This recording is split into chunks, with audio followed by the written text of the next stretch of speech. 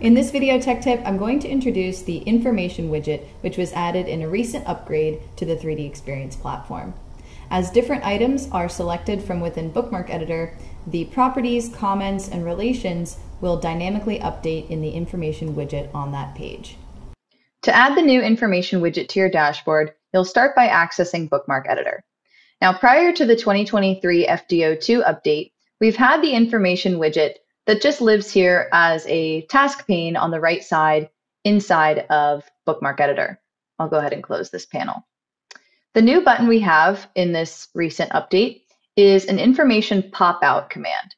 I'll select this, and we get this information window in front of our screen with properties, comments, relations, sharing, and other information for this file. I'm going to select here to pin this to our dashboard. When I do this, I'm prompted to confirm which dashboard and which tab I want to pin to. By default, it will select my active dashboard and tab. I'll go ahead and select Add. And this widget has now been added to this dashboard. I may want to resize it. I'll drag and drop to move it to the right so that it shares half the screen with 3D Play. Now, as I select different components, we can see the information widget automatically updates with the preview and relevant properties for that file.